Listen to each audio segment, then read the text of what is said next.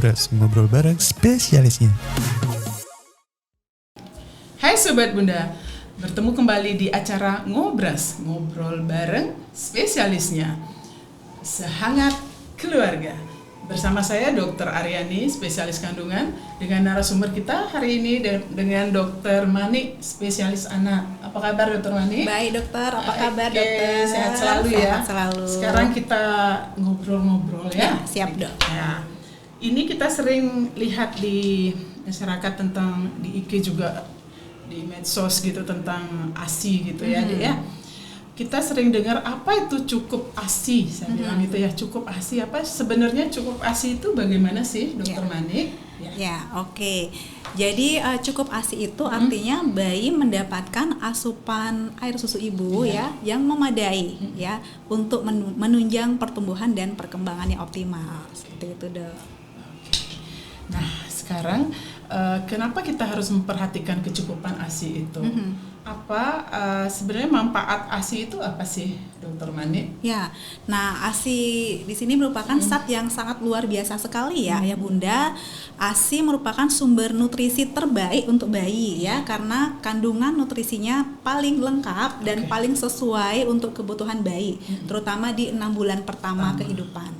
Ya, nah selain dari faktor nutrisi ya dok ya, ternyata ASI juga mengandung zat-zat aktif atau kita sebutnya sebagai bioactive compound ya. Salah satunya adalah ASI mengandung antibodi ya yang bisa melindungi bayi dari infeksi seperti itu. Nah selain ASI ternyata juga proses menyusui itu tidak kalah penting dok ya. Ya karena selama proses menyusui itu terjadi bonding antara ibu dengan bayi.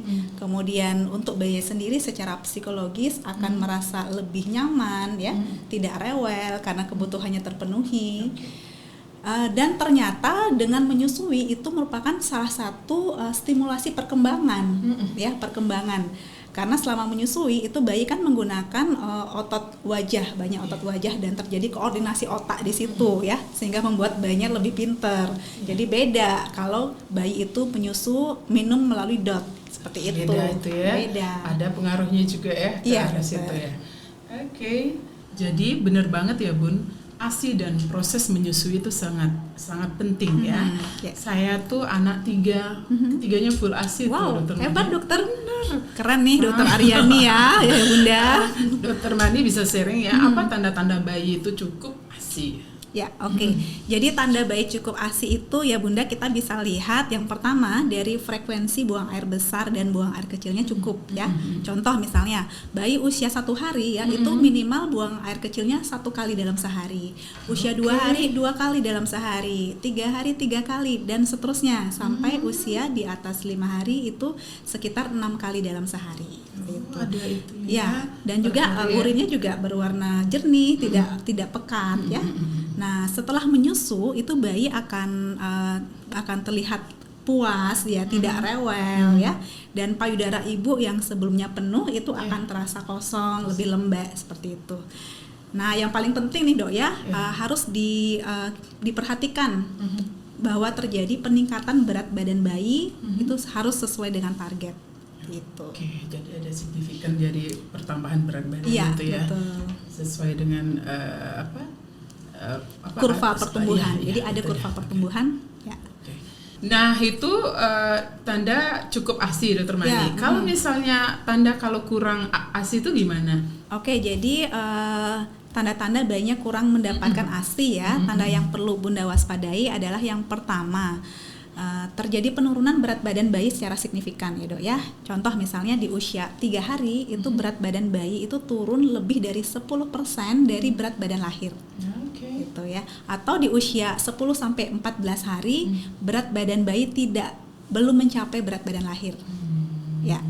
Nah, kemudian dari segi frekuensi buang air kecilnya kurang ya, urinnya berwarna pekat.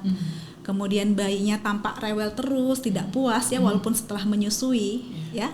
Dan kulit bayi juga bisa kelihatan tampak berwarna kuning. Ya. Nah, jadi kalau ayah bunda ragu nih apakah bayinya mendapatkan cukup ASI atau tidak, itu silahkan bisa konsultasi ke dokter spesialis anaknya atau ke konsultan laktasi ya. Dokter Mani, durasi waktu kita udah habis nih. Pertanyaan masih banyak belum kita jawab di sini. Mungkin nanti kita bahas sama-sama besok Ya, loh tanggal besok 12 Prego, Dok, ya? di Tanggal Prego Festival 12 Mei. tanggal 12 Mei 2024. Ya. Untuk informasi lebih lanjut bisa diklik di kanalnya Puri Bunda di deskripsi di bawah ini. Oke. Terima kasih Dokter Mani pada kesempatan di acara Ngobras ini. Ya, terima kasih juga. Semoga dokter. kita ketemu lagi di acara Ngobras berikutnya, acara ngobrol bareng spesialisnya. Sehangat keluarga.